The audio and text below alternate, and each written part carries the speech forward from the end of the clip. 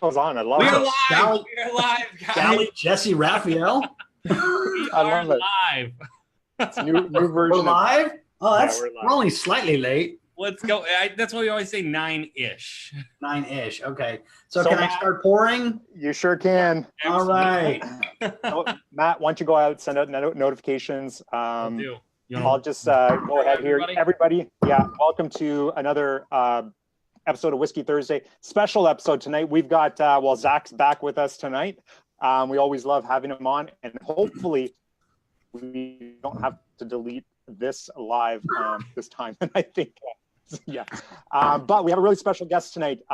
Al's with us tonight, and we're going to be talking about chatbots. And Okay, so real quick, yeah. since we've been working together so long and all this, and this is the first time I've been on, I actually have intro music. Oh, let's do it. Yeah. All right. I was gonna say that my old man partner was gonna keep me in check tonight, but I guess not. That's awesome. Anyway, carry on.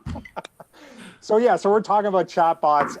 If you thought you knew anything about chatbots, you're in for a real treat tonight. Zach and is it okay? I gotta ask. Okay, we're gonna ask. Yeah, what's the Is name? it Pat or is it Al? Like, what's the name here? Yes. Yes. Yes. Okay. Yes. So it's one or the other. Yeah. Pat, Okay. Pat the first name, Al's the middle name. I see. He's Al on I see. Facebook because I got kicked off Facebook one time, and now I'm Al on Facebook. Oh my God, Okay, Shane! okay. Did you just change your name to Shane is awesome? Oh my Yeah. God. Hang on, I changed that back. That's because when I log in, I just didn't notice.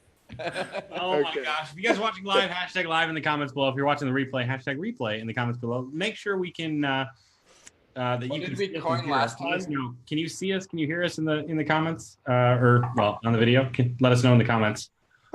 What did we say last time? Smash the fuck button or something? I think it was something like that. Okay, so Zach's back. Yeah, Zach is back. Yeah, we thought the glasses would change things, but it's not. So, it's all good. So for everybody that's tuning in, if you don't know who Zach and Pat Al are, they are the creators of the original REVA bot. So this was, as far as I'm concerned, it was probably one of the first real estate bots out there. Where you guys were pulling in IDX information, delivering custom homes lists to the bot, doing listings, or API. the API integration stuff, right? Mhm. Yeah. And you guys were pretty much one of the first. I remember this. This was almost a couple of years ago. You guys were doing this, and it's when I was introduced to it by one of your salespeople. So I think you had some affiliates and stuff. Dan Tiemann was the guy that actually introduced me to the REVA bot, and I think he was one of your affiliates. Yeah, so and I think you guys have come a long way since then. A lot's changed. You guys are doing some pretty amazing stuff now. I don't know what's going on with the REVA bot. I know there was some talks about possibly doing a new version of it, adding some AI into it, but you guys are doing some pretty crazy stuff now and beyond what I think everybody else is doing. So that's what we're going to talk about tonight. If you have any questions at all about chatbots or anything else, make sure to post those inside the comments, and Matt at some point is going to read those off. And yeah. So guys, welcome. We're super pumped to have you. Just before we get started, I do want to plug the beta course that is the price going up tonight. So for anybody that's watching that hasn't got into the new student beta program that we have launched, make sure you, if you're still on the fence, you're not sure you want to sign up, or you've been waiting, tonight's the last day to get in at the cost that it is. Price goes up tonight. We're shutting it down this weekend. If you don't have the links to that, just go ahead, post a comment down below, and we'll shoot you over links right away. And that's my plug for the beta program. Matt, you want to add anything to that? No, I think that's good. I think that's good. How do you like my blue curtains? Eh? These are epic. I know, right?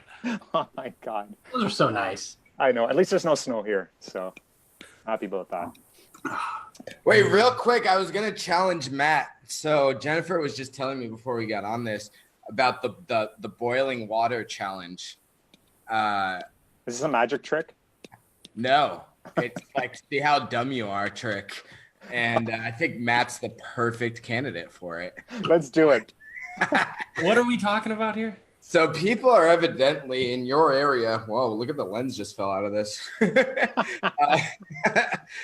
People in your area and above are going outside with boiling water and pouring it over their heads to see if it will turn cold by the time it hits their heads. Huh? That sounds like a terrible idea. It's like a. I've seen them where they take the boiling water and they throw it. It goes to snow. Like it basically. Oh my gosh! Yeah, I cannot imagine. Oh my gosh! Yeah. It's Darwinism at its finest, and I think you're the perfect candidate. Well, unless you want to take the bird box challenge while you're driving, but. So, are you saying this is something we should do live? Yeah, that's what I'm thinking. Like, Oh no! There's no way we were pouring boiling water on my like. If anybody wants to see Matt pour boiling hot water on his head outside, It does not matter who wants to see that. Everybody wants to see it, Matt. Come on, do it. let's take a look at the comments. Come on, what are we going to hashtag? Okay. Oh my gosh! I mean, it is super cold, but like that's a lot to risk, man. Pat said it does work. So Well, it works if you throw it in the air. Yeah. no, not you, Pat. The other Pat. Oh, okay. Yeah. My goodness.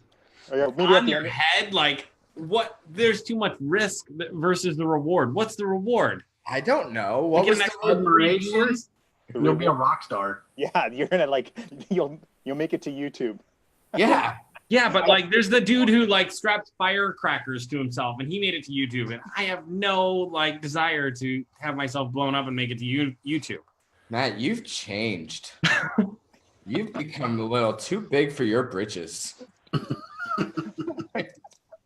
right. Okay, I got to say something. So for anybody, you guys, like, people need to go on my profile and take a look at some of the pictures I took while we were in Savannah with Zach and with Matt. Like, when you look at Matt on a computer, he looks so small, and I don't know what it is. He looks like 110 pounds soaking. I know. Like, but when you stand, I think it's because your proportions are all huge. Like you got a big head, you got big shoulders, and like you're a huge guy, right? You stand next to this guy, and he's 6'6". But if you go to look at the pictures on my profile, you'll see how much taller Matt is from the rest of us. I don't know how tall are you, Zach? You're a little shorter than I am, and I'm about just shy of 6 feet. And like Matt, Shane, you're quite a bit shy of 6 feet. I said shy of 6 feet, like 11 and a little bit. I know we don't do feet out there, but Out there, up there. yeah. But, 6 feet is 2 meters. You're a little bit shy of that. Yeah, not that much shy of 2 meters. I'm close, man. I'm close. Trust me. Being in the same. Let's just move on. Speaking of being in the same location, Shane and I were both at Universal Studios literally the same day, and he never responded to me because he thought that I couldn't handle being around a child.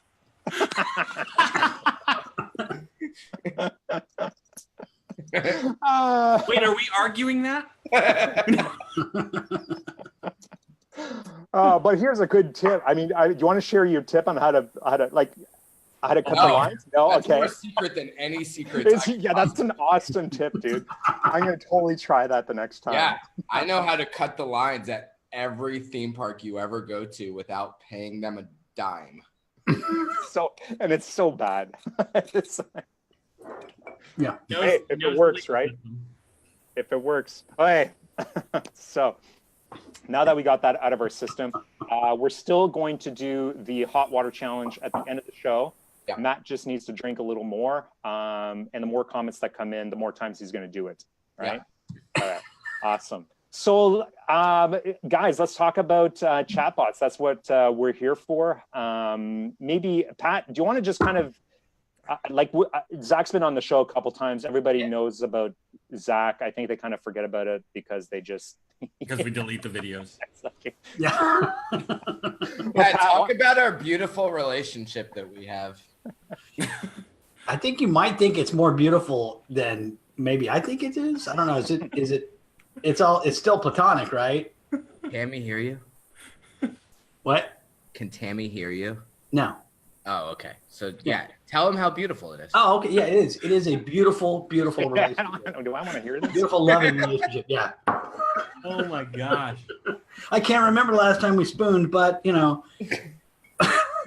But no, so Zach went to K-State. I went to K-State. We were both kind of in some of the marketing groups years back. And so as Zach was going out, like he lived out in Colorado for a while. So going back and forth between Colorado and Georgia, he'd stop in Kansas City. So we actually met, like, you know, just like every other blooming relationship does, online. And then, through the groups, and we started just doing lunches when he was coming through town. And then we kind of decided, let's start working together and doing some marketing. So that's it. It kind of went from there. I'm clearly the copywriter of this relationship. I'm the editor and the tech guy. So what can I say? I'm the nerd. So you guys did create the REVA bot. Going back to the bot thing, you guys created REVA bot, which I always say is the most copied bot ever. One of them, yeah. Well, More people have gone through, because you've told me, like, people who have gone through your flow and you're like, okay, I know what you're doing.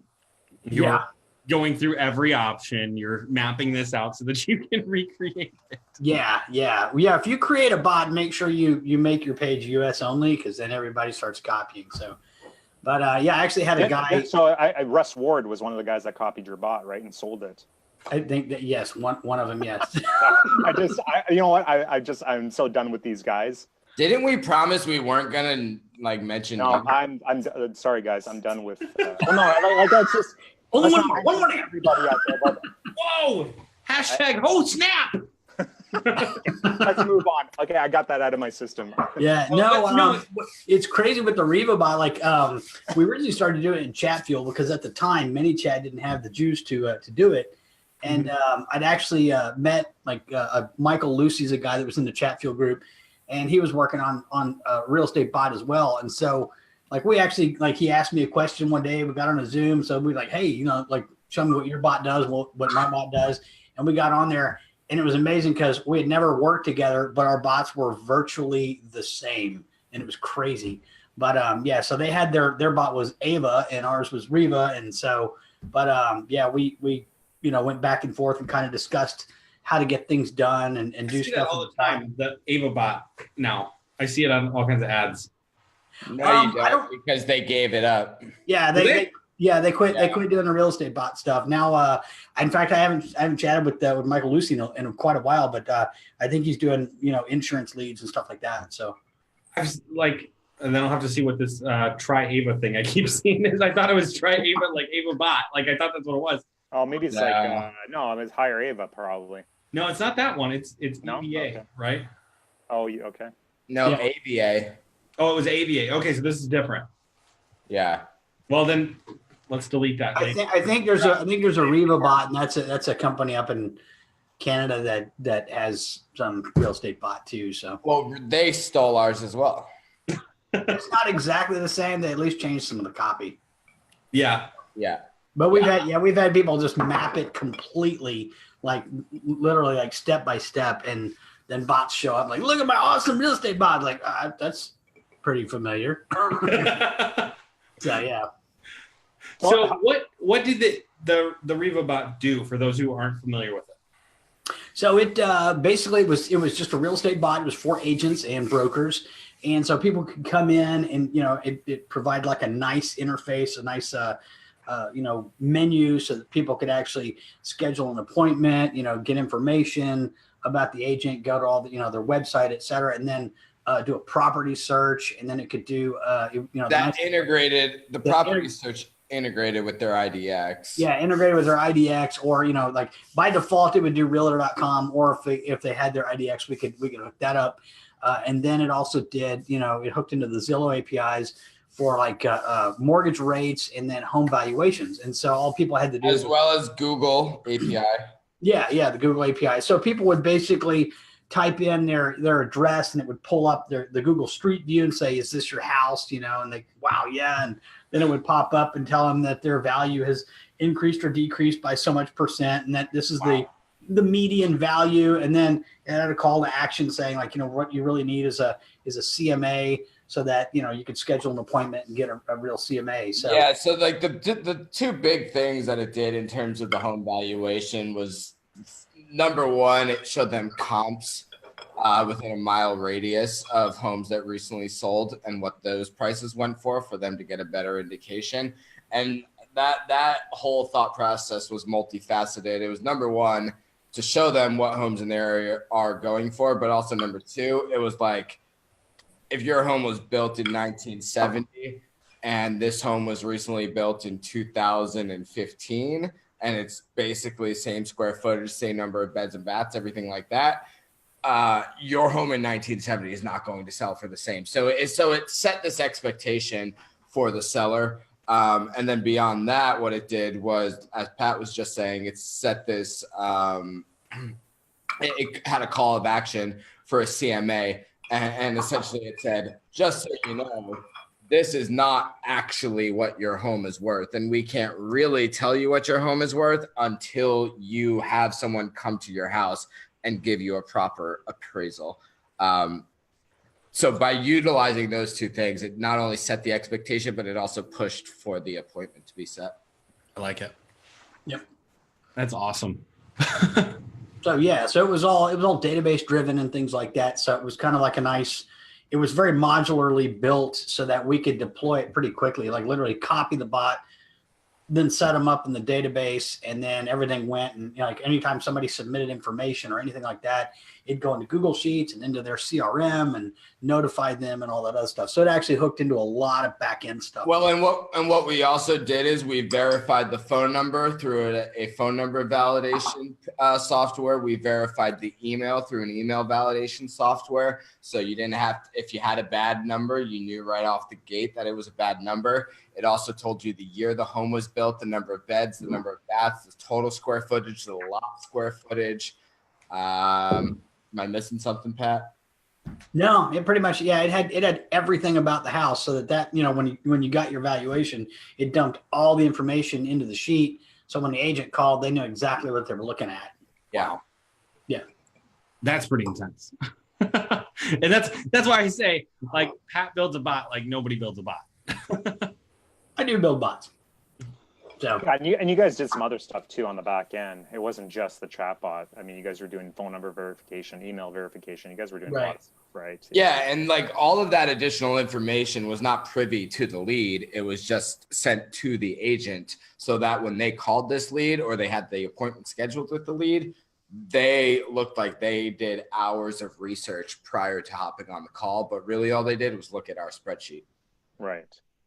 So I'm curious to know how many, so you guys were using this for, somewhere around, like you were using this for all your clients. This is how you were pitching your clients, right? Yeah, we started out like we initially built it, and we started out like a beta program. And I think we had like 30 plus or 40 people on it using it. Week, yeah. Yeah. So something like that, close to 30, something like that, people using it. And so, we had it set up so that they could run their listing ads, and then you'd click on it, go into the bot, and then, or we could actually take it like, a lot of people go, think that you got to run an ad like a lead form or a bot, but we were actually running lead forms to get the actual lead. And then the thank you button goes right into the bot. Yeah. I also think we're the first ones that started to do that. I mean, Shane and Matt, we told you guys that that's what we started doing, and then it kind of became, kind of the catchy thing to do. But we identified that a lead form was the easiest way to get the name, email, and phone number, and then send them from the lead form to the bot rather than directly into the bot. And we're still playing, Matt, all of us, we're all still playing with the idea of sending them directly into the bot. And we're finding that has some huge potential now.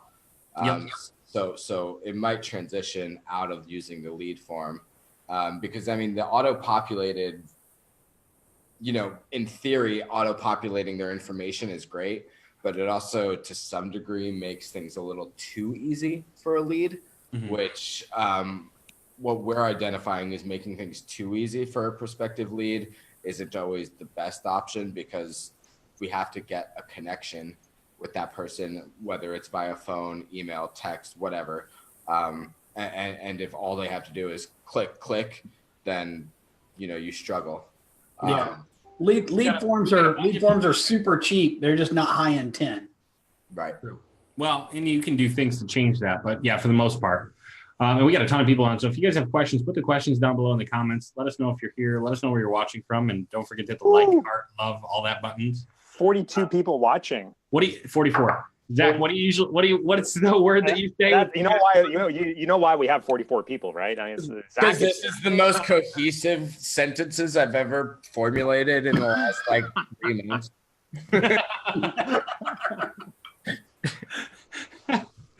I think the last time when Zach was on, when we were in Savannah, I think Zach was he was drinking his bottle as he was walking over to our place. So it's so by the time he got over, we got onto on Whiskey Thursday, he had already been half into his bottle already. So yeah, the last time was a little rough.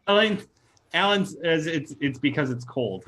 Yeah, it's true. People don't really have an option right now. They're stuck inside. Oh, I thought that he was saying it's cold. That's why I'm coherent. I'm it's 65 degrees here. So man. You guys, how many leads did you guys actually put through that REVA bot total, just roughly? Oh God, I don't know. Hundreds of thousands. Who knows? So you guys, I'm sure we put through thousands of leads to that bot. Thousands or hundreds of thousands? That's a big difference, right? We have no hundreds. idea. Okay, maybe not hundreds of thousands, but over 100,000 probably. Maybe just tens of millions. I guess the point is that you guys have a pretty good baseline on what's working, what's not working. Right. I guess that's the point I'm trying to make. So you guys we went through and we built that bot with, of course, initially we were, getting into it this is what all the realtors want, these bells and whistles. And it all kind of boils down to, you don't need all the bells and whistles. Yeah, ultimately what we identified was the bells and whistles made the sales easy on our end because they were really impressive. But the bells and whistles were not really the things that pushed the transactions for the agent. It was really the follow-up, and not generic follow-up, but unique follow-up, which makes life a little harder. Because you don't want to just slam down their throat. We were talking about this earlier, Matt and Shane, you were there too earlier today, about having follow-up. 90-day follow-up is what's going to incentivize a lot of people. But we had a what? How was it? 180-day follow-up. 180-day follow-up. It was It was garbage. What we identified was no one gave a shit because it was this generic, nothing specific to your area. So now what we do, instead of just giving every single person the same exact follow-up, is rather than 2-3 times a week of sending out a broadcast or a sequence, we do one time a week, and that broadcast kind of follows the 80-20 rule of 80% about them, 20% about you. And it makes it unique to that location. So we send out broadcasts and messages about events. Let's just use Dallas as an example, because that's just what I was just talking to one of our clients about. So we'll send out current events that are happening, events that are going on this weekend, new restaurants, charity places to go and volunteer for charity. And then that fourth one, that 20% one will be, hey, I've got an open house this week, or hey, this is a new listing on the market this week. So what it does is it makes you almost like a newspaper. You're the go-to option. So you're not pissing them off by flooding their messenger with these messages about, 10 reasons why you should buy your house in the next 4 days because otherwise you're fucked. No one believes that bullshit. Instead, give them reasons to want to open the message that you're sending them. And then every now and then be like, hey, I got an open house going on today. check it out. Or I've got, you know, a new listing on the market. Or do you want to see some listings that aren't currently on the market? You know, stuff like that. So it's only 4 messages a month every Friday. So how do you, how do you manage that? Are you, for Just people that are looking to work with the client? The client gets an email at the beginning of the month. They need to give me 4 broadcasts at the beginning of every month. And then you do the broadcast. Right. Yeah. You can just schedule them in the bot. And then, once you've got them set up, and they'll just trigger and go. And you just make sure they broadcast to people who are still subscribed, so you don't piss anybody off. And that's basically. And there's a lot to be said about sending a broadcast that isn't all real estate related. Versus, it's kind of like, Matt, Pat, get that. No, that was such a small amount. I'm still drinking. Oh, okay. Look at these ice cubes. I made these yesterday on the deck. It was so cold outside that I was working with Matt on the other bots. And so I'm like, oh shit, I gotta make ice cubes. And so I got out my Sharper Image giant, ice ball things, and I filled them full of water, stuck them on the deck. It was 2 degrees out with a -5 wind chill. And then we have ice cubes in an afternoon. I love it. So let's see. We do have some questions I want to get to. Before that, just real quick, Pat, I want to ask, because the way that you build bots is so different from like so many of the bots that people, buy. Tell us a little bit about what makes your bots so different. Because I remember the one that you gave me, and I plugged it in, and it was like, do this, this, this, and this. And I did it, and all of a sudden it was like, wait, I have like this full crazy bot, and I don't completely understand how it works. So a lot, if you get stuff on, say, like a site like Bot Makers, they give you this template, this is our spa bot. And then guess what? Like 5 minutes later, you get an email like, we just launched our automotive bot. Well, what it is the spa bot with car images in it. And then like, we got a restaurant bot. Well, that's the car bot with restaurant pictures. It's the same crap over and over again. And none of that shit ever hooks into anything. There's like, here you go, here's a template. And you just get subscribers. And one thing I can't stand is when all these people that have jumped into bots, because bots are the craze and it's the shiny object, and all these people are like, email's dead. I'm like, no, it's not dead. You still need email, because you still have, like, with the bot rules, 24+1 and all that other stuff. Yeah, and that's something a lot of people don't even know about or follow. None of these influencers know about a 24+1 rule. They don't care. They're like, oh, Facebook won't care. Like, okay, until they shut your account off. Yeah, I've seen a couple people get their stuff shut off, and it is. Yeah, and I've seen it in the groups where somebody's like, I blasted to 40,000 people this daily deal. Why did I get shut down? I'm like, because you're an idiot. It's just, but basically, the bot templates and all that come with literally nothing, no instructions or anything like that, and you're left to basically fend for yourself. Where it's like, if you are a marketer and you're just getting started, or you're a business and you want to get leads and get started, the way I build the bots is like, I make them so that most of the templates install and just like rip out everything you've done and overwrite your menus and all that other crap. So I build them so that they're very modular, they snap in, and they all have bot fields so that you can do, like, you edit the settings, and then it's basically done. If you want to edit the copy, you can edit the copy, but you don't have to. And so that was one of the things I noticed, is that you use bot fields. Very few people are using bot fields. Right. Bot fields are what they are, is they're kind of like the global bot level fields. So if you have the business's phone number inside the bot field and I edit the phone number, it trickles through the entire template. And that way you don't have to go and find all the places where the phone number is and make the changes. And then, and actually, I'm in the manychat developers Slack channel, and there's like I'm elite, so there's only a few people in there. But dropping.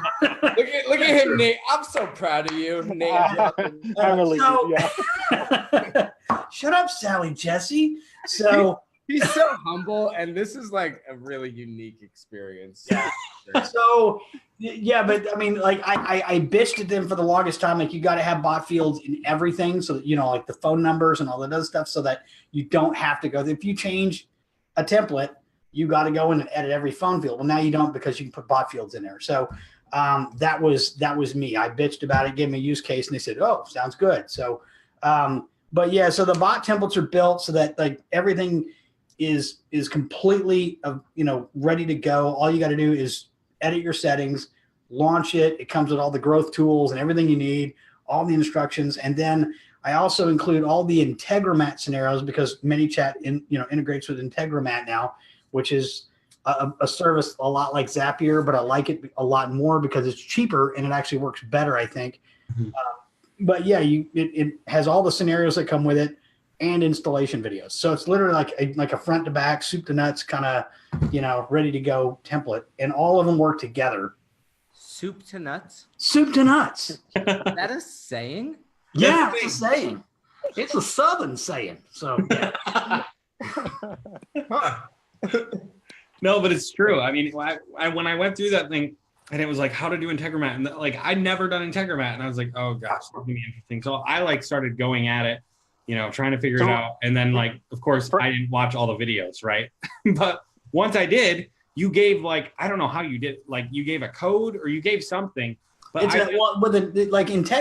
Zapier, if you're going to create a Zap, like you need a video that tells you here, add this step, because there's no template.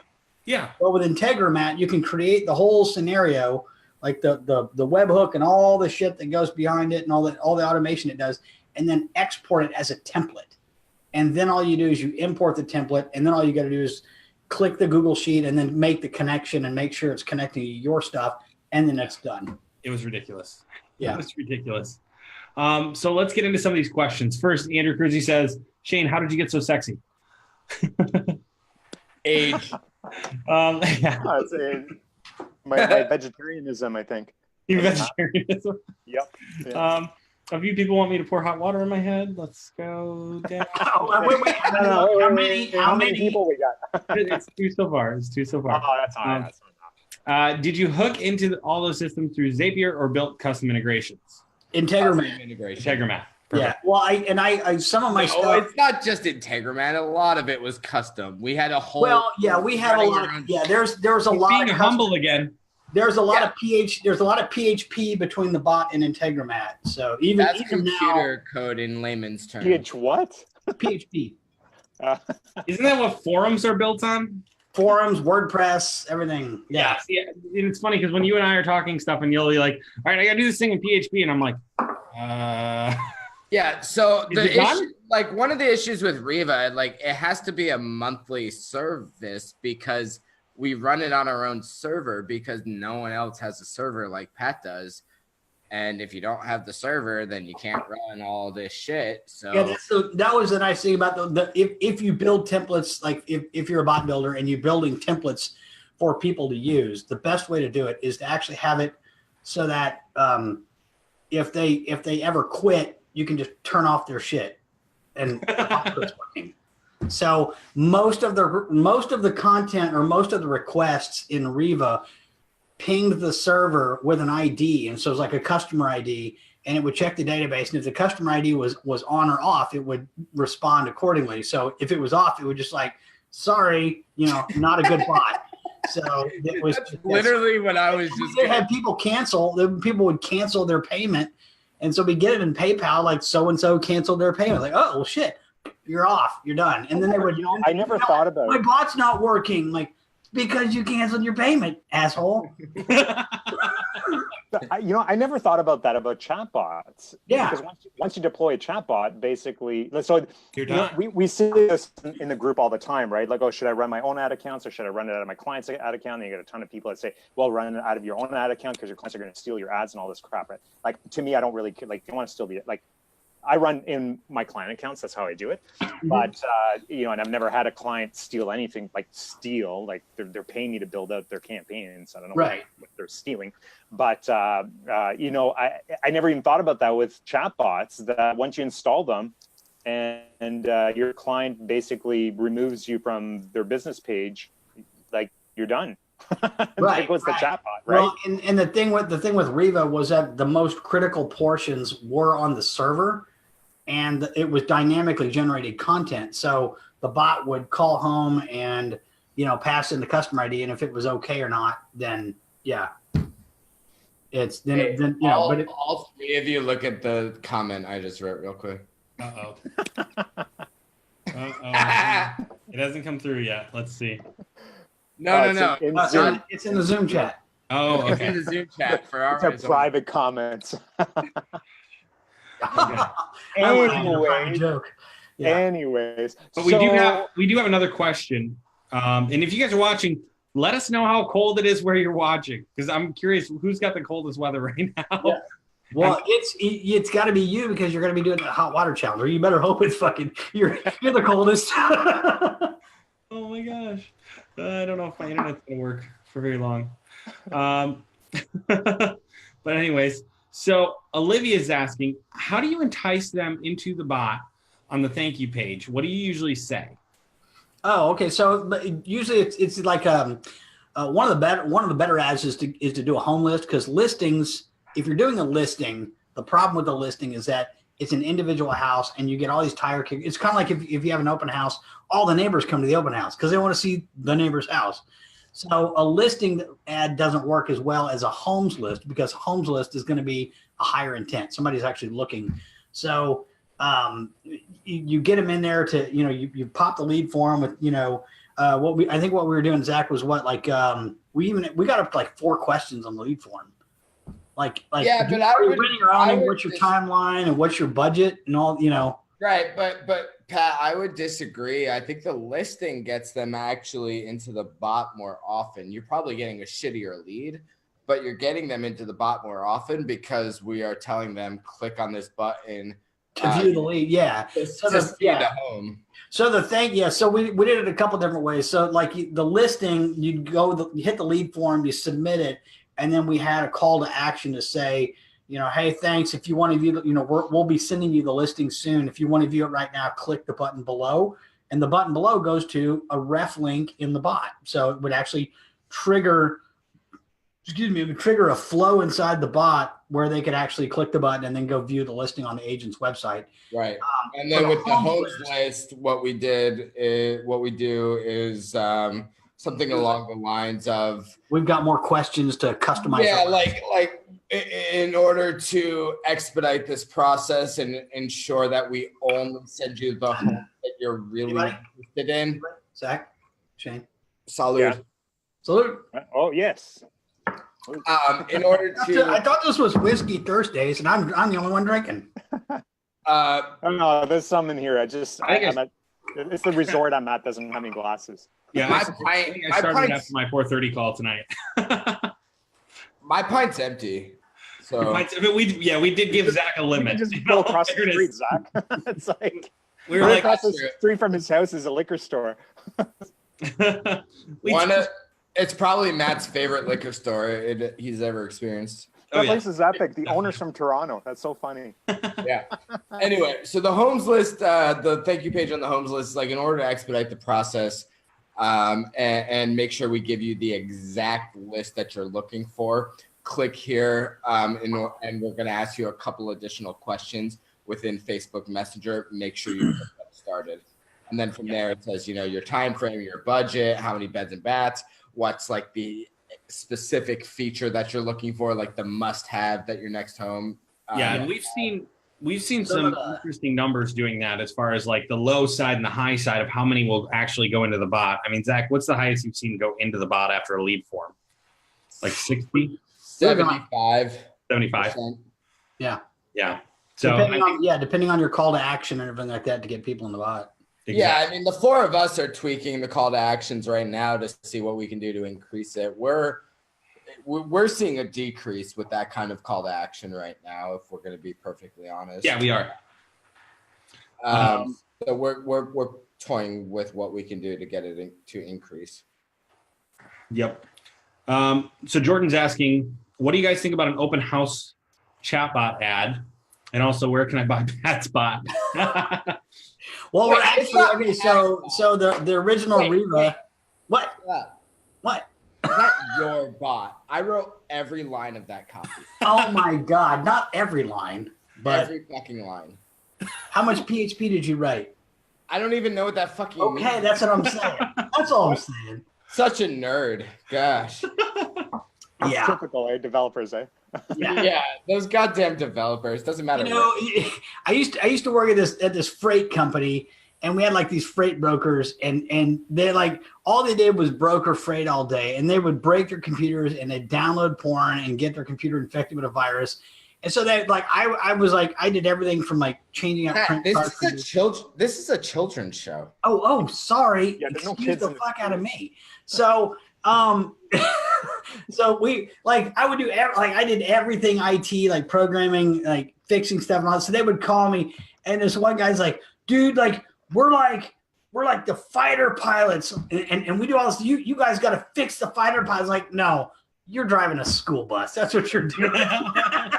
That's all. So yeah. So okay. So Zach did some copy.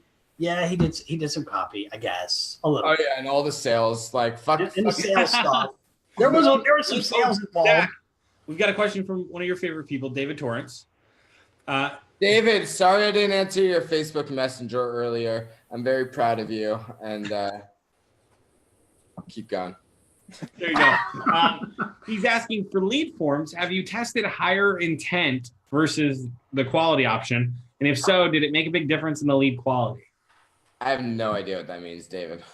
In the ad, you can actually In the lead form. You can optimize. Right. You can optimize the leads for intent or conversion. Yeah, I think we didn't even bother with it. We just kept it default. Yeah, and I haven't tested higher intent just because, again, one of my constant sayings is the quality is in the quantity. Yeah, that and actually following up. If you can get a realtor to follow up. If you don't follow up, it doesn't matter if there's quality or not. A realtor that follows up is like a fucking unicorn. Let's see. So Pat is asking, hey Pat, what's going on? We talked about earlier. How many were unsubscribing when you would send out 3 messages a week? It wasn't the unsubscription issue because they were too dumb to even figure that part out. It was an issue of eventually they would just stop opening, and the CTR, the click-through rate would drop significantly. Okay. So where, early on, the first 2-3 weeks, you would have ballpark 70 to 90% of people opening that message, and about 40% would click on whatever it was that we were sending them. By the time we got to month 2, month 3, that dropped by 3 times. So what we see now is if you send people what they want, they're going to constantly open, and they're going to almost be excited. And if you don't send them, a message on Friday afternoon telling them what's happening in their city, woo, almost just fell off my chair there. That would have been epic. If you don't tell them if you don't send them that message, then they're almost upset that they don't know what's going on in their city this week because they become reliant on you. And the best potential buyers are people that are reliant on what it is you're sending them. I love that. And it's not hard to find you can go to the Facebook/events, and then you can find events in your area. Mm-hmm. And then just actually put that in broadcast, like, oh, hey, this weekend we've got this wine festival, blah, go here, I'll be there with my booth or something like that. Yeah, we'll do like Habitat for Humanity. I volunteer at the food bank every week. Pat does Meals on Wheels in Kansas City. Like and this is what we tell our clients to give them ideas for what it is that they can do. So number 1, you look like a saint because you're doing community service. 2, you're clearly a member of that community. And then number 3, you're telling them about new cool shit that's going on in that area. Cool. That's awesome. Let's see. So we got Chris. How much was a service, or how much for a service like this? Well, before we get to that, because we'll get to what you guys were charging for that one now. Dimitri asks, you have to schedule broadcast manually. Yes. Yeah. Well, manually, yes, but you do it in 30 minutes. Once a month, you schedule all 4 broadcasts, in advance. Right. Yeah. So this is part of your plan. It's just part of the service that you offer to the clients. Yeah. And then here's a question I love. Olivia is asking, what is 24 plus 1? Okay, 24 plus 1, according to the terms of service for Facebook Messenger, you can send like once somebody initiates contact with your bot, they click the send message, they click on an ad, they click a link, whatever, however they come into the bot. Like once they're done interacting with the bot, there's a clock that starts. And so 24 hours later, or within that 24 hours, you can send them a promotional message. Mm-hmm. And then after that 24, or any other kind of message, after that 24 hours, you can send them one more broadcast, but it cannot be promotional. So basically that's really it, because Facebook doesn't want you doing like, hey, here's the daily deal, and sending you daily Amazon crap and things like that. They don't want the bots to be a spam bot. And so they institute these rules so that you have to be a little smarter than that. So when you send out like, let's say the 24 hours expires, like I'm done interacting with the real estate bot. And then what you would need to do to, you've got the +1 is you get one more broadcast to that person. And right now they're not really enforcing it a lot, but if you have a lot of subscribers and you're doing that, they will take notice and they will shut your page down. I mean, it's going to be like poof, it's gone and there's no getting it back. So, or they will basically kill your page's ability to message users. So you have to it's basically like, don't be a dick. You got to, you just, yeah. I mean, if you do, don't let Zach manage your pieces real quick. What's that?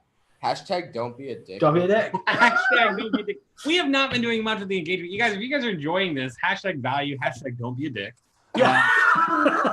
Hit the like button, hit the heart button. I don't know, whatever you're feeling right now, whatever that emotion is, just hit the little emoji button thing.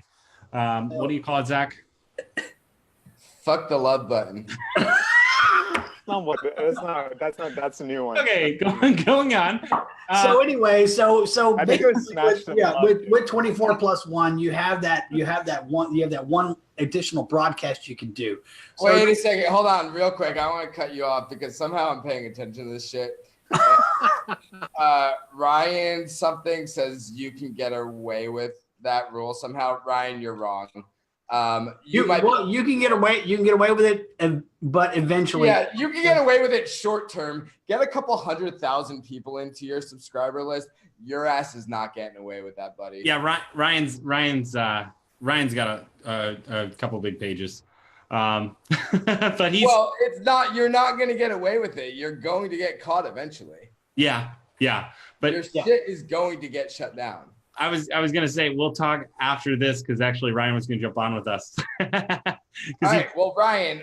Oh, this is the Ryan. Yeah, this is Ryan. Well, still, but Ryan, you're not. You're going to get in trouble eventually. Everyone is going to get shut down eventually if you keep breaking the rules. Yeah. So so that's basically it. So you use your +1. Like if you keep that person engaged, use your +1 to send them a message, and not a promotional message like, hey, do you want your daily deal for today or something like that. You got to send them something that's going to get them to interact. And then once they interact, you've reset the clock and you can do that all over again, which is why I say like you need to get their phone number and their email when you get them to opt in to the bot, because then you can use email and SMS services to send, like, let's say, I don't know, like if you're doing something for like a restaurant or something like that. So you send somebody a coupon, they interact, and then 24 hours later, you got to send them another promo. You could send them an email and say, hey, here's today's coupon, click here, and it goes into the bot. So nobody has any rules on email as long as so you can do that, or send them an SMS message to get them back into the bot and start interacting again. So that's the 24 + 1. All right, we got more questions coming in. We're going to lose them because we're getting so many comments. Okay. Thank you guys for putting the comments back up on the wall. Brett Redkowski, he says, I have 60 clients. Would there be a way to white label the REVA bot for them? Sure. Yeah. Yeah. Why not? Right, yeah. cool. We actually, so the REVA bot originally was done in Chatfuel. We have migrated completely over to manychat, but we have not completely migrated the REVA bot over to manychat. So I've actually got a bot set up. I got to start migrating it over. Reach out to our PR guy, Shane. He'll handle it. There you go. That guy. Wait, which box am I in? You're in the box. Well, let's see. No, you're down, so you got to point up. Yeah, you got to point to your left. You I don't know. Oh man. But anyways, So yeah, because somebody was asking how much would the REVA bot cost. What were you guys selling that for? We were doing the beta for. Whoa. No, stop. No, you're not going there. Okay, we'll go. Yeah, we were doing it for a monthly fee for just the bot, and then we were also bundling it for our real estate lead generation services. Pat, Yes, No numbers. stop. that's what I'm saying. I didn't say any numbers. Jennifer All right. just yelled at me. It was the first time she's yelled at me for being. I said no. I didn't have any numbers. I didn't put in. I just said we had it standalone if you want to run your own stuff, or we had it so that you could, it was bundled as part of the services. I like it. That's it. Aaron Gonzalez says, LOL, a realtor that follows up is like a unicorn. Question, when in the process do you think the agent should reach out to them, or should the agent wait for the bots to reach out? No. Yeah, call right away. Yeah, Right away. call as soon as you can. I mean, if you the longer you wait, the colder and deader the lead gets, and 30 minutes later, the lead's dead. And if you wait for the bot, I mean, if the bot keeps responding and you're on the phone with the person or whatever, you just apologize and say, I've got this automated system in place to ensure that I can assist you, as best as possible. You can ignore that because we're on this call right now. If you don't want to receive those messages any further, then let me know and we'll make sure that you don't get those. Yep. Makes sense. All right, let's see what else we got here. Hashtag don't be a dick. I love it. Ryan, I apologize. I didn't realize the authority of the company I was speaking to. So Douglas is asking, I got my clients on Callingly, best software ever. As the lead opt-in, the client gets called, connects to the lead in under 1 minute of opt-in. Yes, it is really great. If they miss a call, Callingly will redial it, and they redial the lead, and my client again 15 minutes later. LOL, love it. Okay, no question, but anyways. Thanks for plugging Calendly. Yeah, Yeah, I works guess. great for agents, but if you got a proper follow-up system in place, you don't really need it. Yeah. Yep. Not a requirement. No, but I think it is good if you're just doing lead gen Oh, for if you're one working with agent. an agent, Yeah, 'cause absolutely. it can be you're not helpful. paying for a follow-up system. Absolutely, it's good.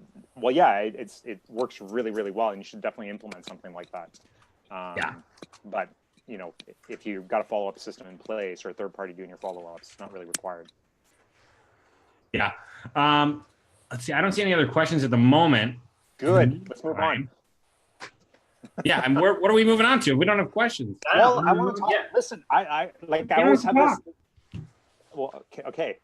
So Matt. don't interrupt. Let Shane talk. Yeah, So why I don't always- you have some water to heat up?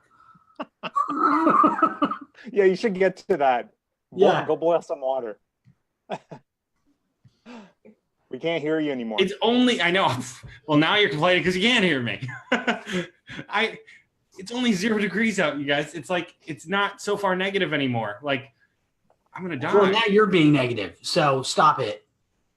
So I want to talk about the effectiveness of chatbots, because I think, a lot of people, part of our audience, a lot of new marketers that are getting started, they're starting to work with real estate. Everybody's seen chatbots. It's such a huge thing, So what, in your experience, you guys have, pushed hundreds of thousands of leads, or just thousands, whatever. I'm not sure what the number is, but in your experience, millions. Yeah. So in your experience, how effective, are the chatbots, and should they be used to replace your follow-up systems? No. It's just another tool. It's just another tool. And what we found, like, we work with med spas too. Okay, so what we're finding is that some med spas are crushing it with bots when they get their leads. Some med spas are actually doing much better with a landing page. And it's really, I can't really define which one is going to do better, but we test both to see which one, okay, this particular client is killing it with landing pages. So that's what we're going to do. We're going to turn off the bot. They still have the bot, but it's like The bot should be utilized as something like, if you get too drunk the night before and you can't follow up with your leads in the morning, or if you want to go have a date night, or in Matt's case, you gotta take care of the kids or something, then utilize the bot. Every day I call Matt.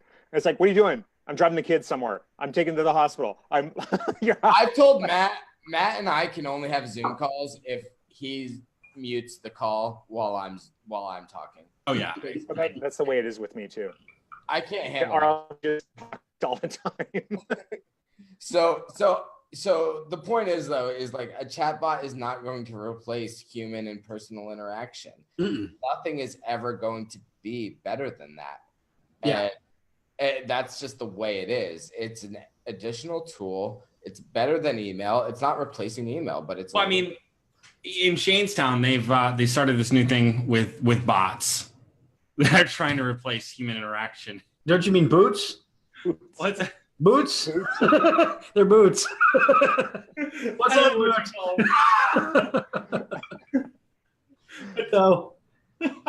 So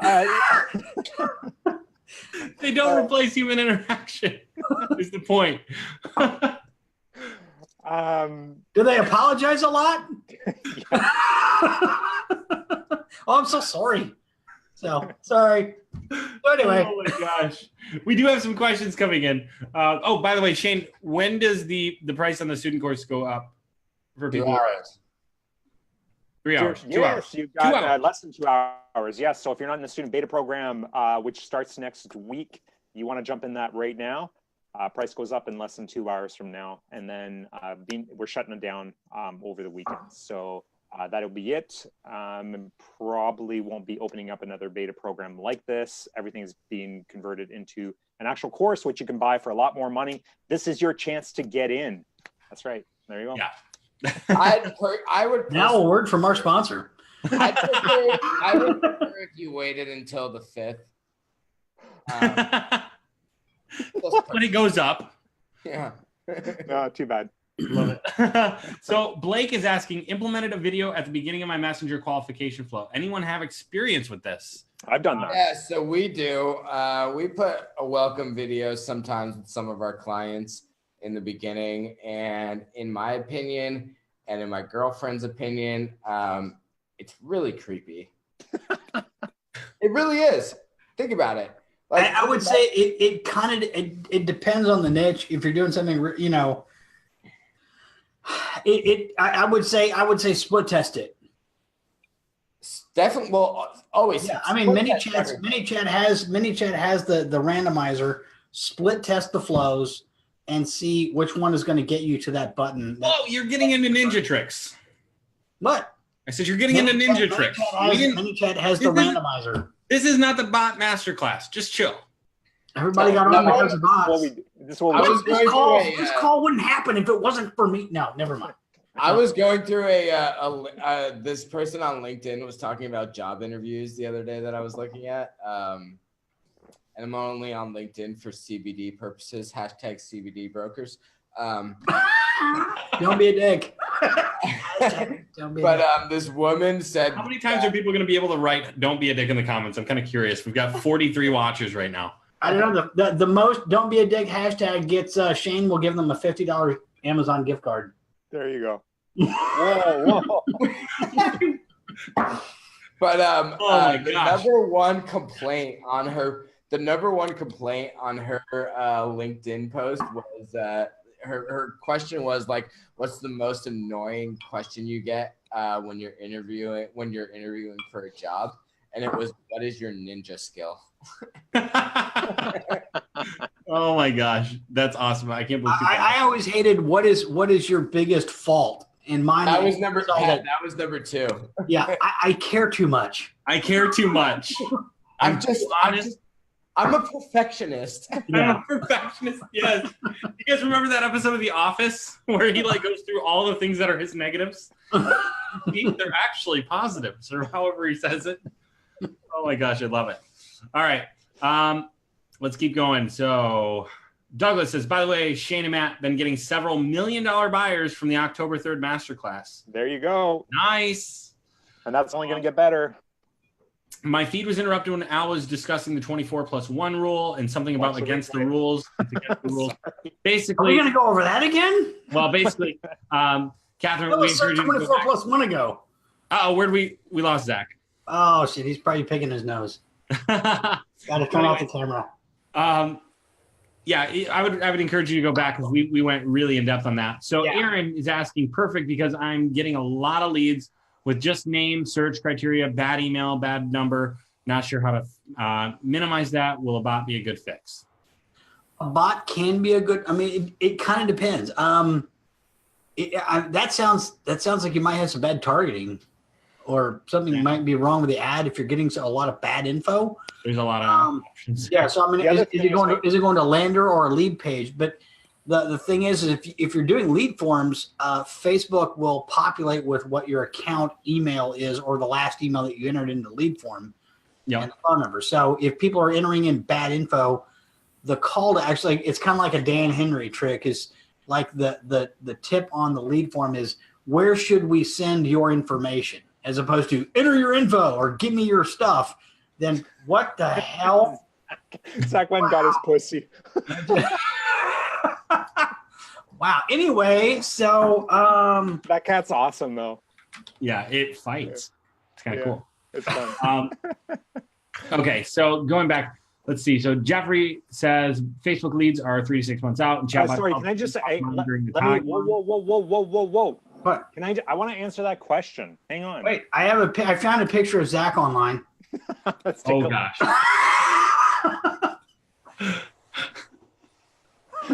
I guess it could have been a lot worse. Oh man. So let's just talk about that question that Aaron had about the bad leads, bad phone numbers, and so on.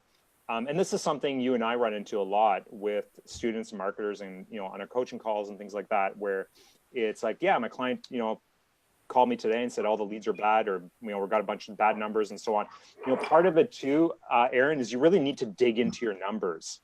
And that's really important, because a lot of times I've talked to some of my clients, and it's like, yeah, we try to call some of the leads, or we try to call the leads, and they're all bad phone numbers. And then when you start digging into the numbers, like, okay, well, how many actual calls did you make? How many leads did you actually, try and contact? And how many calls did you, or how many times did you actually dial these people? And when you start digging into that, you start finding out that they actually only called about, 10 of the 25 leads you sent them. They only dialed once. You really, really need to dig into those numbers. Don't always rely on the information that your client is providing you, and make sure you have a good tracking system in place. We had a client for what they were with us for, the people in Kansas. They were with us for like a month, and they had a guy calling all their leads, and he was feeding them this line that all the leads were trash, and it ended up like he wasn't calling anybody. I laid the hammer down on them, and they got really upset about it, and still fired us. Dude, I had a client that had a follow-up system in place. No, sorry, not my client. We had a student that had a client that hired a third-party service, and the third-party service tried to buy the house on the call. Dude. Nice. I couldn't believe it when I heard about this. They recorded the entire conversation. The client was pissed straight off. I bet. Yeah. So be careful who you're hiring to do your phone calls. Oh my gosh. Yeah. All right, we got one more question, then we're gonna call it a night, I think. That's it. That's it. What's your problem? Are we gonna keep going? To go. It's only 9:16. These guys are like, okay. Well, Zach's kind of like, I'm kind of done. Oh man! All right, let's get a couple more. We'll get a couple more questions. There's this much left. I got like, I got all this to go. Like at least 3 hours here. Yeah. Oh my God! That's like 30 minutes, maybe. Matt, do you have to go to bed? No, I'm good. Are you sure?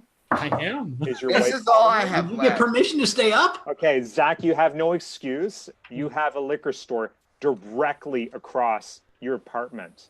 No, you They could guys. throw you a Why don't you bottle. have? Oh, you got a liquor store across from you. You should have a zip line, Well, I do. like a But little you guys basket. also made me promise that, like, you're like, there's important people listening tonight to only drink a pint. I never said that. No, we just said only drink a pint so that we can keep the recording up. That's all I said. Okay, well, I'm not only drinking a pint tonight. I'm only drinking a pint on this call. All right, that's fair. That's fair. You drank one this morning. And then I'm sure he'll drink a lot more on the after call or the after. The after call. We have an after call, after party. There's Yeah, always an The after party. Hashtag don't be a dick. Yeah. Daniel Gonzalez is asking us, do we get the bots in the module in the beta? Yeah, if we basically with the beta, you get our future masterclasses. Yeah, and you're also going to get our newly determined expert secrets to landing clients. Ooh. Newly Are determined. you putting that in? Are you putting that in there? That's on the February 5th buy date. As long as they buy by then. So they have. Thank you, Zach. If they buy by then, we'll include that. No, not if they buy by then. If they buy after February 5th. After February. Well, it starts February 5th, so they have to buy February 4th to get that. Right. No, if they buy after February 5th, it's more expensive, right? Yeah, because it goes up again. Yeah, use your head and determine why I'm saying this. Oh, we're aware. Why don't we? Oh my gosh. Hashtag CBD brokers. I see it there. A lot of hashtag don't be a dick. Hashtag money motivated. Douglas, are you being paid by Callingly? It's like Callingly. Let's look him up and then boot him out of the group. Oh, Douglas is great. He was on the show a few weeks back. A good guy. But apparently he's in love with Callingly. Sorry, Douglas. I don't. I see what he's saying. So with Callingly, it tracks every call made and recorded, so you can listen to your agent's sales process. Great way to ensure that your clients cannot say your leads are trash. Their sales process is trash. Yeah, no, it's true.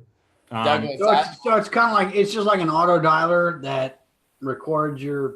Yeah, it's an in between, right? It's a man in the middle. Yeah, it's great actually. Yeah, you basically set it up. Lead comes in. It's a man in the middle. Yes. You basically set it up, and it just when the lead comes in, it calls your client. Yeah, well, no, like you can use CallRail for inbound calls, like when you have people booking stuff. Right, but this is the other way. Basically, Callingly is outbound. Okay, gotcha. Yeah, wait, do Matt and Pat have an inside joke from all these late night bots? I think they do. This late night botting. Botting. Oh man. God. Oh, I love this question. Oh, if you want a lot of innuendo and stuff like that, like if you're on Netflix, Norseman is one of the best series ever. We're gonna have to add that to the watch list. I'm going to hashtag Norseman. Yeah, it's like a whole bunch of episodes of Vikings, but Monty Python. I love it. Oh God, it's awesome. We just finished. I'm going through Punisher right now. It's okay. Yeah, I haven't been super impressed, but I haven't been bored, so that's good. Okay, let's move on before people get bored. Okay, so Derek, what is the best ISA company? Okay, Shane? well we can't. We're announcing that next week. So we can't talk about this right now because we're announcing this next week. We're finalizing partnerships with another company and Hashtag buzzkill. Sorry. No, but it's true. We're working on a partnership right now that is going to be absolutely insane. Yeah, there's so much we could talk about, but we'll talk about that next week. Yeah, we're gonna have coupon codes for you guys, and members that are part of the group will be able to get specials on this. Yep. And this will really change the game for you if you're using other third-party services that aren't performing as well as you thought they would be. So exactly. And we won't name anybody. So are we gonna start doing some really kick-ass bot flows?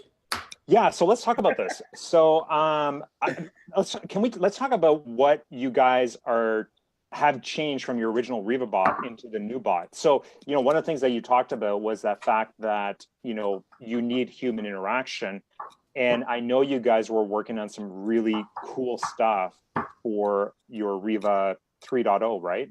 Which was some of the AI stuff that you were putting in there. And well, a lot of what we're doing is like a lot of the bells and whistles are stripped out, like all that follow-up gone, like what Zach was talking about with doing broadcasts, actual human interaction, right? So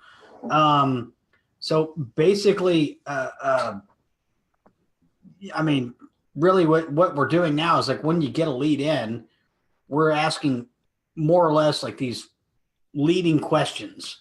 So what do you find most important in your house? Because like 4 of us on this call, what's important in your next house is completely different between every one of us. So somebody will pop in, like we've seen responses like, I want a big yard and a pool, or somebody else says, I want 3 beds and Wi-Fi. Yeah, I want good Wi-Fi. or I want it close to shopping, or somebody else wants a ranch because they've got an aging parent or something like that. Yeah. So what's important to you about your house? And so it's always different. And then what's your timeline and what's your budget? And, and that's basically, those major questions are going to be what will be the icebreakers when if the agent ever calls. So, we really stripped it down to a very, very simple bot. Yeah. And it's more effective now. Yeah, far more, way, way, way more effective, because once the bot answers those questions, and we ask them in order so that if no matter what somebody says, it doesn't seem out of place. And so it's not really a whole lot of AI, but then once it's done, the agent can jump in and start chatting that person and say, oh, wow, that's great about, the big pool and like start digging into their why and why they want that house and actually push for an appointment. Yeah. That makes sense. And we had kind of gone over that because there was issues when we were initially trying to do some stuff like that. The way we were asking questions and finding the best way to ask it was really, a lot of testing to get there. Yeah. Because we've tested that in a few bots where we ran, thousands of people through to find out some of these questions. Yeah, I think our current iteration of the one we've got running right now is very, very good, because we managed to get, if you ask somebody what's your budget, right up front, what's important in the house would be, somebody would say, I want a house. We've seen answers like, I want something under 200 that has X, Y, and Z. So, if you ask budget last, then they might say like 100 to 250 or something like that. So, varies. When you look at the flows that you and I were working on, it's funny because what we'd copy and paste so that we could look back at our conversion rates, but you'd see like 1, 2, 3, 4, 5, 6, 7, 8, 9, 10 different flows in the same flow, but we're able to go back and go, okay, so this person didn't go here, but they went here. So if we do this, we got a little like minority report thing going on in there. So, but yeah, with that, you guys have stripped it down to the bare bones of effectiveness, really. Right. And really, I think we're actually like slowly putting things back in. Like we even stripped out the whole home valuation thing, because, it's hard to get home valuation leads. Like, really, do you want to do home valuations on Facebook?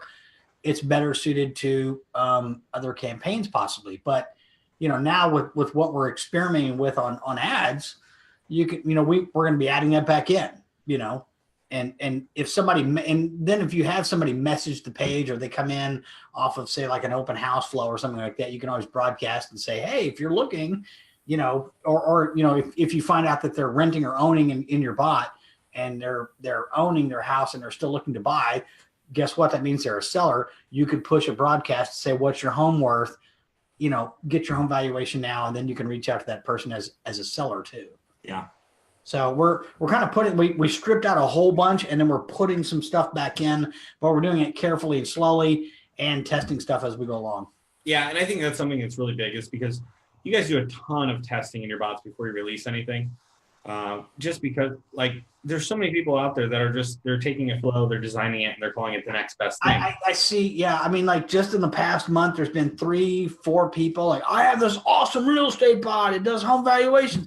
Who cares? If it doesn't if it doesn't really convert, who cares? Look, comment below and I'll send you the link, and then they send you their bot link. Yeah, and then here's our link for buy my template, $97.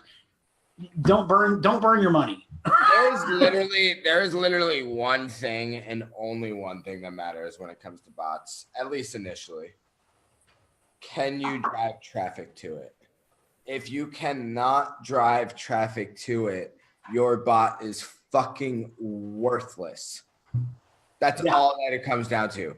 Everything in life, in terms of digital marketing, it is driving traffic. Sure, your conversion rate is important. Your quality is important, but none of that shit matters if you can't find an inexpensive way to go from point A, which is cold audience, to point B, which is literally just driving traffic to that thing. That is the only thing that matters. And in this case, it's Facebook ads.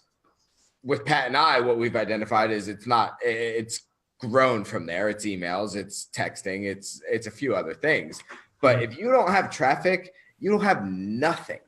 And that is a foolish oversight that Pat and I made when we first started playing with bots. Well, but I mean, it was kind of like the first, like every bot maker's like, I'm going to make the ultimate template.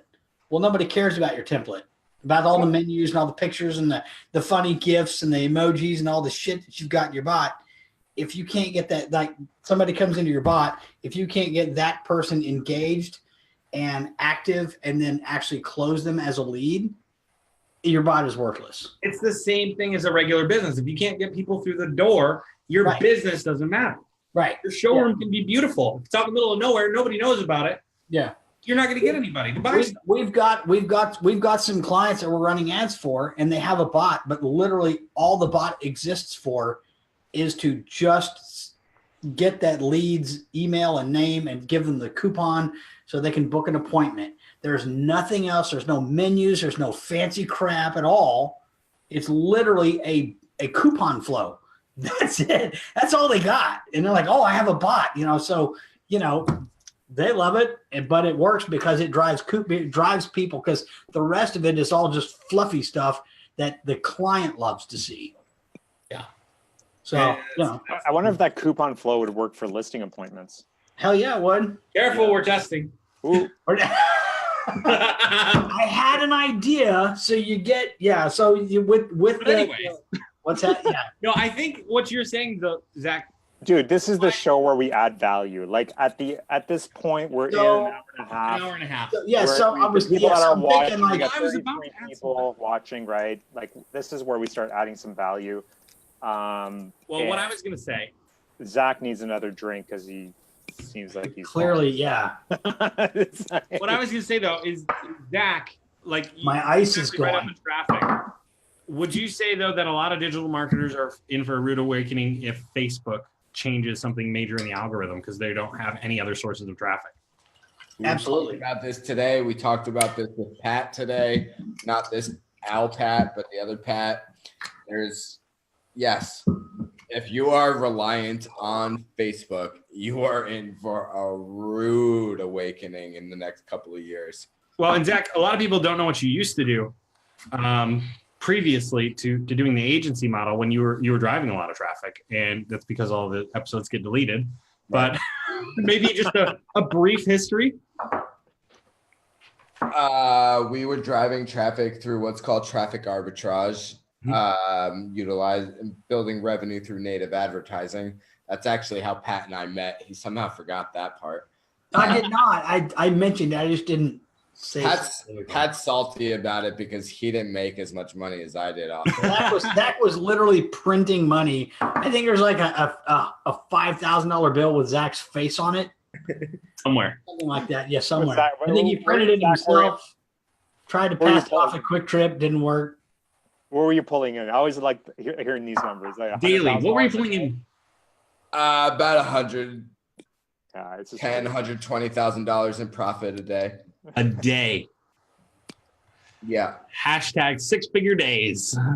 But so like, we were talking with Pat earlier today and we were, visualizing this dream of getting 10-cent leads or even just 10-cent subscribers via traffic into the bot or whatever it might be to a platform, whatever it is.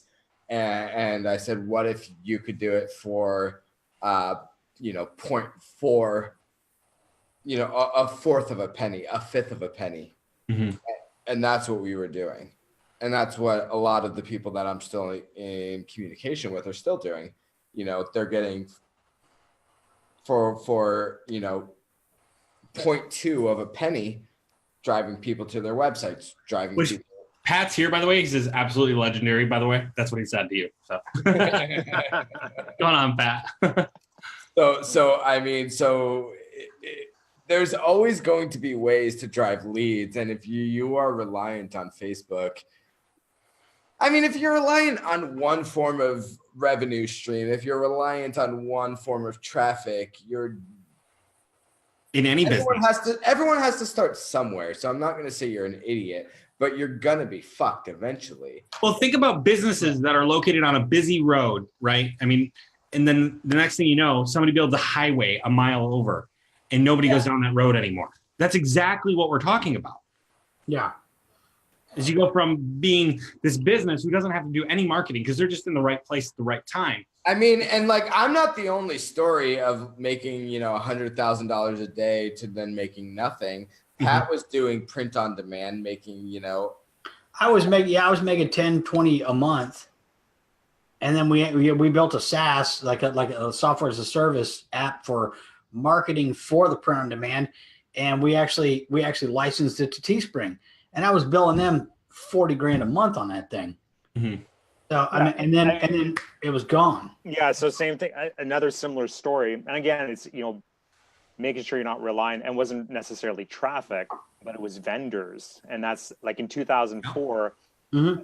Pat, you probably remember OS Commerce, right? I don't even know if they were still around, right? So I built an online store, and we were selling motorcycle parts in 2004, pulling in $10,000 to $15,000 a day at 30 to 50% profit. And then our supplier, who was Canadian, basically shut us down. They decided to do their own thing. They're like, "You're making so much money. We're going to hire our own developer and build our own site and then sell it through our own site." They shut us down like that. It was instant from, going from $10,000 to $15,000 a day to like waking up on a Wednesday and getting an email saying the partners have decided to shut you off. I was getting expelled from high school in 2004. I was putting my kids through high school. Wow. So Not quite. in the context of bots, like always make sure you get your email and your phone so that you can contact people through SMS and email. Yeah, so that's one thing you own, is that email list. You own your list. You never can, you can always move your email list, and email will never, ever, ever go away. Facebook may shut you down, but your email always works. I mean, April of 2018, April. That's right. Analytica. You know how much? Yeah, bots were shut off for 3 months. Pat and I get shut off for 3 fucking months. Do you know how much that hurt us? Oh my God, we're sitting here living on bot heaven, and then all of a sudden Analytica happens and we're done. Like, if you guys think that's not going to eventually happen with either Messenger or just Facebook ads in general, right. It's a matter of time. Yeah, learn Google PPC, learn Instagram, learn. It's like with AdSense, Google AdSense. Oh yeah. I was done. The second Google was like, "Look, kid, you're making good money, but you're not making enough money for us to affect our, whatever $100 billion platform that we have. We're shutting you down." Yeah. At a way smaller scale. I used to do micro niche sites, and I finally had some stuff that was dialed in, making a few $100 a month, and I was getting ready to scale it. And then I think it was Penguin came out, and I was like, everything's gone. Everything, like sites that are making $200 a month are now making $2 a month. They just completely disappeared from the search engines. Yeah, it was just this has got now word from our sponsor. Yeah. Have you guys ever had your traffic shut off? Let us know if you're in the watching. Have you ever had your traffic shut off? Have you ever been kicked off Facebook and got a cease and desist? Anyone? Okay. Anyone? Nope. No? All right. Neither has Al. This is like a whole other side of Al. Right? Normally when we talk to Pat, he's all like, Well, you had to understand that there was another side to Al that he could possibly handle being True. Yeah. me. That's true. Yeah. And I have to say, Zach, you seem. Go ahead, Shane. Sorry, I was just going to say, I have to say, Zach, you seem like in a much better mood tonight. Today? No, he's in a much better mood now than earlier today. Yeah, it was one of the worst days I've had in a really long time. Cranky clients. It's like when we got onto that Zoom call this morning, it was like, That I was was having a heavy flow day. It was a Shane heavy was flow day. literally like, Zach, why aren't you talking? You're always talking. Buck up, little camper. Hashtag buck up low camper. All right, let's go through some of these questions. So, what do we got here? No questions? Come on. This call is over. Yeah. Well, it is 10:38. I told Jennifer I'd be on for an hour. We're at an hour, just shy of an hour and a half. So why don't we give it another, 3 to 5? 3 to 5. Get any more questions? You better post them now. All right. So you have questions, get them in quick. Jen said I'm yelling. You are kind of yelling. See, the microphone kind of filters that out, so we can't quite tell. Easy, Sally Jesse. Brent says he wants a durable bed in his next house. Congrats, Brent. Or single guy. No, I'm just kidding. He's in his profile picture. But let's see, David. So could you guys talk about booking automatic appointments on the lead form? What's Calendly, etc. What's a good benchmark to expect per 100 buyer leads? Now, we've all tested like appointment setting bots. And I mean, for us, they're still way up in the air because getting them nailed down to a consistent price point that doesn't fluctuate, by like $40 to $50 is tough. I mean, yeah, we can get them under 100, but getting them for 20 consistently has been difficult. What about you guys? With the bot flows, we were getting people into the bots. We weren't doing any Calendly from the lead forms. So once somebody does, say like a home valuation or a property search, we'd push them to see if they would, like, we would have several nudges set up in sequences so that later on, later they would get a question. Hey, you did this property search. What did you think of the property? And then would you like to set up an appointment? And then we had some flows in there where it wasn't going to a Calendly or anything else. It was literally like, pick the next couple days that you like, and it would do like a 5-day spread. And then what time do you want? And then it would just send the information in to the realtor, as opposed to trying to pop them to a calendar where they had to like fill out this form and do all that extra. Don't make your lead do extra work because they won't do it. It adds friction. It doesn't work. And that's why the least amount of friction, like literally like, what day is good? Do you want to be contacted morning, evening, or night? And what's your email and phone? That's it. Exactly. And then you figure it out after that. It's the agent's job to figure that shit out and schedule a call. Don't you love how Pat, he's become brilliant at answering questions? Brilliant. I am quite brilliant. He answers questions by not actually answering the questions. So it's funny you said that though. We didn't use Calendly either because we knew it would add too much friction. So our appointments were basically set up by text, like, what day and time do you want to meet? And they would say, blah, blah, blah. And we're like, fantastic. We'll see if we can make that work and give you a call shortly.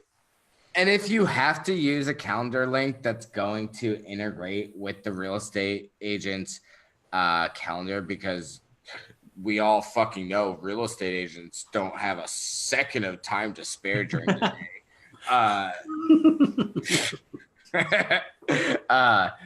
Don't use Calendly. Spend $15 and get something like youcanbook.me or Acuity or something that has schedule once works.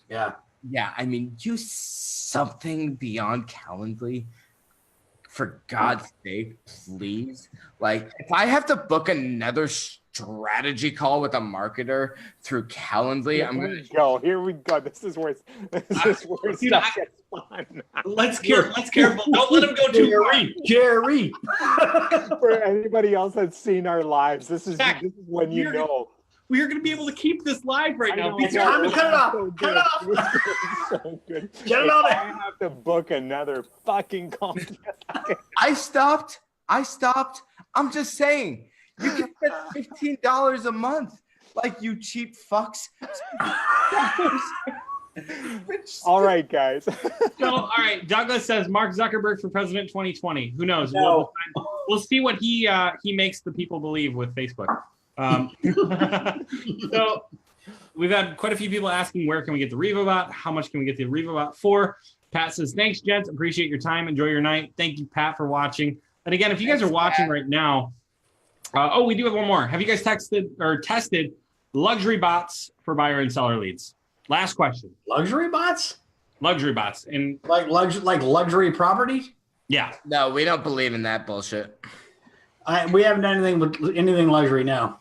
No. Fantastic. All right, guys. Although I would, if I was to do one, being that I am brilliant, so if I were to do a luxury, I would literally set up a page for that property and have a bot dedicated to that property that had slideshows and videos and walkthroughs and follow-ups just for the one property. I love it. Because if you're selling a luxury property, spend the money on manychat and spend $10 a month.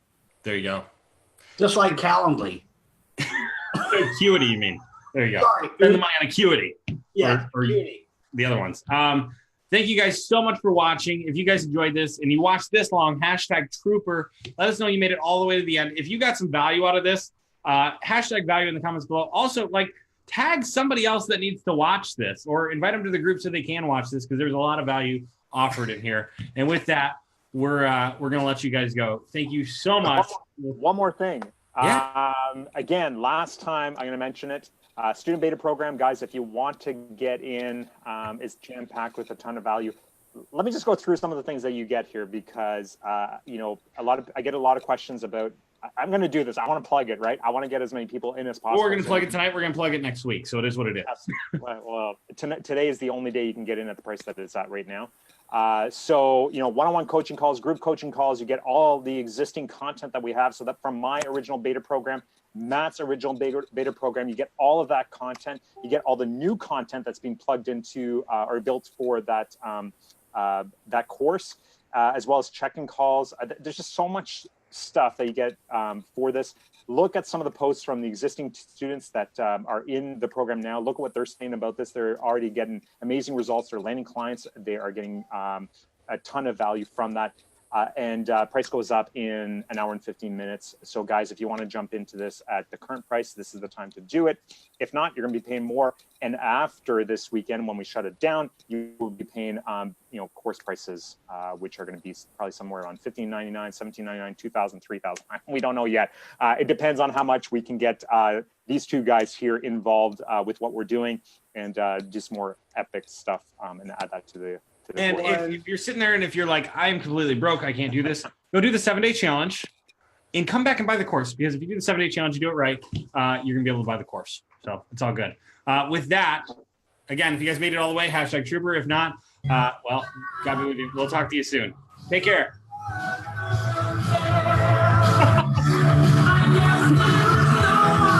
Hang on, guys. Stay right there. I love that. 1 sec. Hang on. We're still live. Ending it.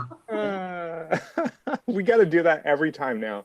Yeah, That's awesome. I love that. We should do the intro music, right? And then I really like that.